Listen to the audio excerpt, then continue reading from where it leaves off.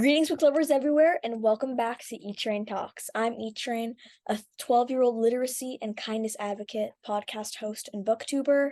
And today is a very, very special day because I am so excited to be talking with an incredible author.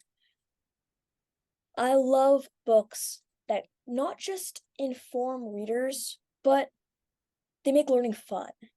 And for those who don't know, I used to only read nonfiction for that main purpose. Of course, things have changed now. I have dived a lot more into fiction, and that pun was intended because I am talking about The Deep, and I am with the author of The Deep, Lindsay. So, I am going to be talking with the well-known science comic nonfiction creator of The Deep, Wildlife at the Ocean's Darkest Depths. It's a fun, educational, comic-style science book, and I'm just so excited to talk with you today, Lindsay. Thank you so much for joining me today. Thank you so much for having me. Yeah, Yeah, I'm really excited to chat with you. thank you so much for being here. And I'm just going to take a moment to show off your fantastical book cover. This is it, everybody. It's phenomenal. I love it so much. And you can just see the pun right here. You have to see it to believe it. And you know that I love books with puns in them. And it's a very appropriate pun because we are going to be diving really deep into not just the deep, but also Lindsay's writing journey. So, here are just a couple of fun facts to discover in this great read before we get into the questions. Did you know that there are animals that are completely transparent? That some tube worms live for 1,000 years? And that the pig butt worm is also known as the flying buttocks? That's silly, but true. What a fantastic way to celebrate science with kids, adding humor to facts. The perfect combination. And that's a brilliant, perfect segue into the first question. So, your newest story, The Deep, is full of interesting facts and creatures from all different depths of our oceans. Some creatures are very little known, which, of course, I love learning about new species. And there are also some quite famous ones, though, as you go deeper into the oceans, they're not going to be as well known. So, I'm curious, how did you go about researching the information that's shared in your book? Yeah, well, first of all, it was really important for me to give the lesser known creatures a little bit of spotlight. There's kind of a joke in the book where the great white sharks and the stingrays, like they've had their time in the spotlight, but the deep sea weird critters, they need a little more attention. So I definitely did like a ton of research for this book. I think I did a lot of the research a lot before the manuscript process even started. So basically, I read a lot of really cool online resources. The Monterey Bay Research Institute has some great information. Smithsonian Ocean is also a great website to check out. I love nature documentaries. That's probably obvious, but there's a great Blue Planet episode, the David Attenborough documentary, and it's like all about deep sea creatures. And that was actually one of the documentaries I watched that really inspired me to make the book. And I also read a lot of books as well. And also when I couldn't, there were like certain things that I just couldn't find the answer to online or from books. Like what color is vampire squid mucus? I just like couldn't figure it out. And so I actually emailed a scientist who specifically studied vampire squid. And I was like, is there any way you could help me out? Do you know what color it is? And he was super nice and was like, yeah, it's blue and has like transparent glowing little particles. And I was like, that's so cool. So all the scientists I reached out to were like super happy and excited to like share their information with me. And I also, I'm not sure you know this, but like on YouTube, they do these live streams of like Yeah. remotely operated submarines who they like go down into the deep and they do like a live broadcast. So And cool. I definitely learned a lot from those too. So it was definitely a variety of different sources. That's so awesome. And I've seen some live streams of aquariums, but A submarine live stream? That sounds really interesting. It's so cool. Like they go basically from the top, like all the way to the bottom. It's so cool. Gotta check that out. Yeah. And so, out of all the creatures and critters you included in the deep, which are quite a few, which one is your favorite and why? Yeah, so wait, I have the spread of the book I wanted to show with my favorite critter. It's the sea Oh, pig. that's so There are awesome. these adorable sea cucumbers, which are a type of invertebrate, so they don't have a backbone, and they're just so cute. I think that's just like what I love about them, and they really look like little pigs, just like scuttling along the seafloor. I just love them. And now, pun intended, let's dive, yep, dive, emphasis on the dive, a bit deeper, emphasis on the deeper, into the story behind your story. So can you tell us why you chose and I guess choose to write about the ocean's life, sea life to be specific? Yeah, I was thinking about this question, and I think I've always loved the ocean. I mean, like I love going to the beach. Who doesn't love going to the beach? But like as a kid, I grew up kind of near Baltimore, and I went to the Baltimore Aquarium a lot, and I think that really sparked an interest in sea life and all the cool animals there. It was really inspiring. And also, I think it's because the ocean is so mysterious. There's so Yeah. much we don't know about it, and I love a good mystery, so I think that's part of it too. Absolutely. And it's quite interesting, but also kind of scary that we only know of like 20% of the oceans. That's all we've explored. So for all we know, there could be living zombies or who knows what, like dragons down there. So that's a bit freaky, but the ocean is kind of like one gigantic mystery story that's never ending. And I love mysteries, so a never-ending mystery sounds like a lot of fun. Yeah, totally. And I know a lot of people think the ocean is a little freaky, people get a little scared of it, but like I hope this book really helps people. I hope it endears them to all of the critters that live in the sea. They're just trying to live their lives down there. I saw on your website that you have created and shared a few mini science comics online. So when did you start sharing these mini comics? And did they inspire your writing or drawing style of the deep at all? Or is this kind of an entirely new style that you dove into? Yes, I said I made another dive pun. I'm not Yeah, gonna stop. make as many as you want. But yeah, so yeah, I always really loved comics, like reading comics, but Mhm. I was always really intimidated to make them myself. I was like, oh, I could never do that. Mostly because comics just take a lot of work. It's like a lot of time to sit down and make them. So I was really intimidated. But I had some really encouraging friends and professors when I was at school who really inspired me. They were like, you should just go for it. Like it's okay if it doesn't look good at first. You'll figure it out. And so I just started making comics, and it really takes the pressure off. When you decide to make like short comics, you start with Yeah. like a few pages and then build up to Mhm. like maybe 10, 20. And one of the comics I made in school really directly inspired this book. It was called Animal Oddities, and it was about like it was just comics about weird creatures, which is obviously like what I'm interested in. And yeah, it was really cool, and it really inspired me. I was like, oh, I can just like make comics about animals, which I love to talk about anyway, and can share them with others. And yeah, it was really cool.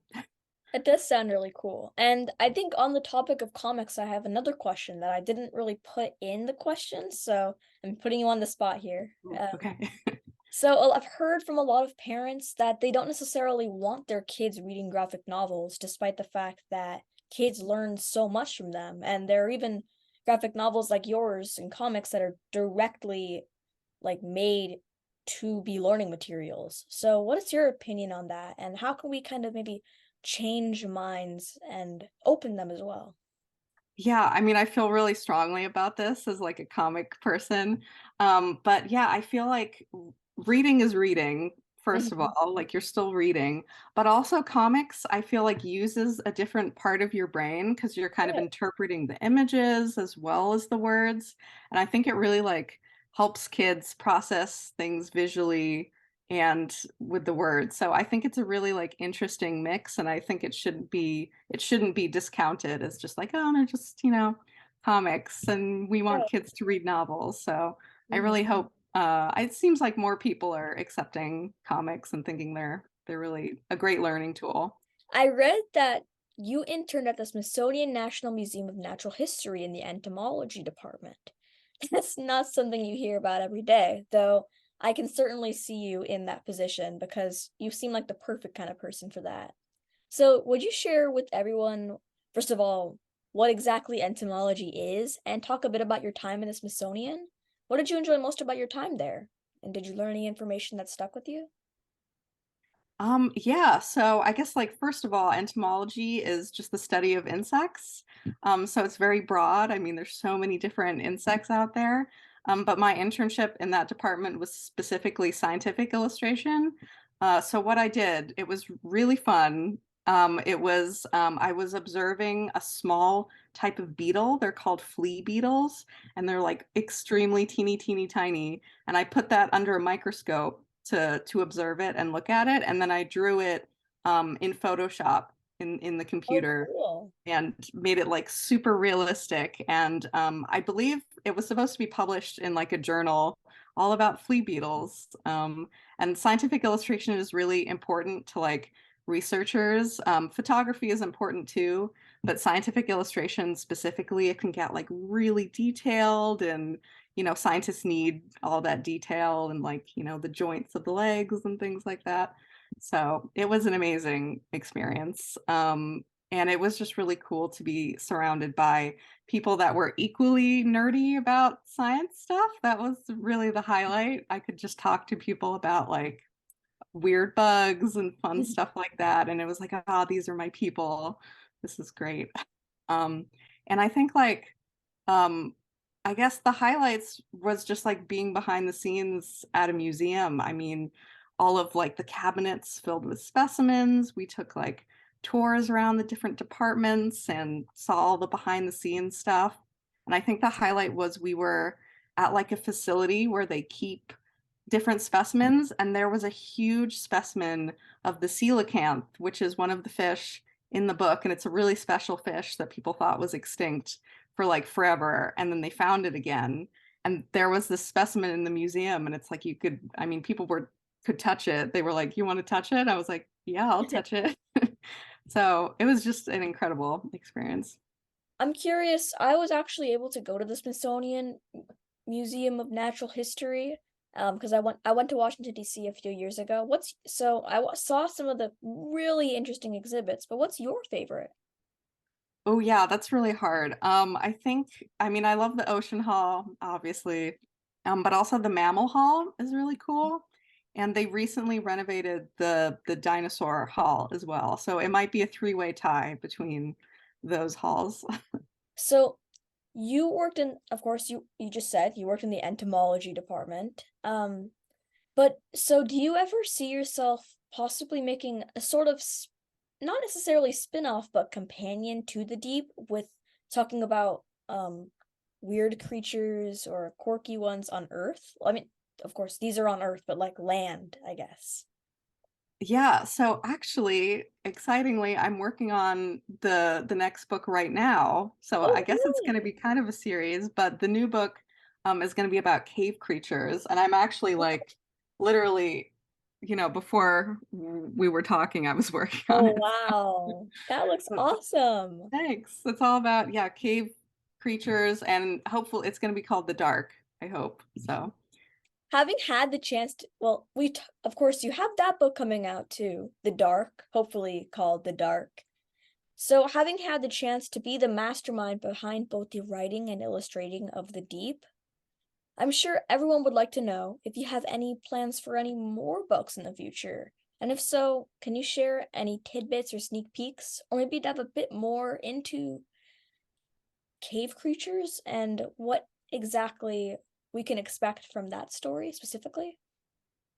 Yeah, so that's going to be I guess a bit of a different structure. So the deep was like based on the zones of the sea.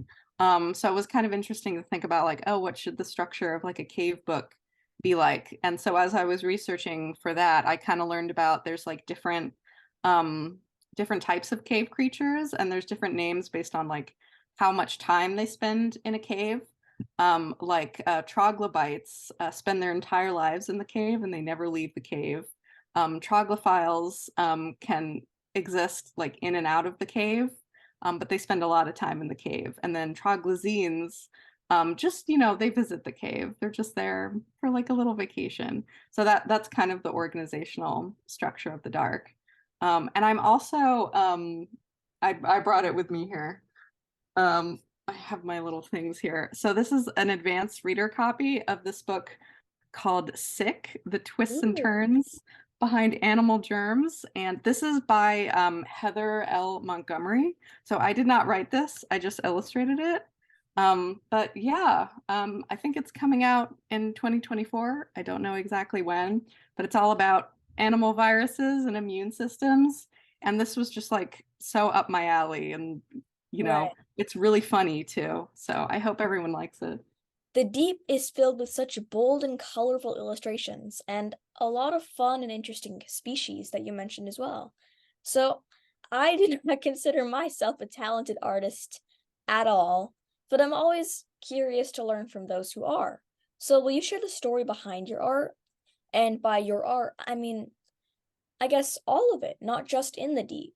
So, have you always enjoyed drawing, and at what age did you begin?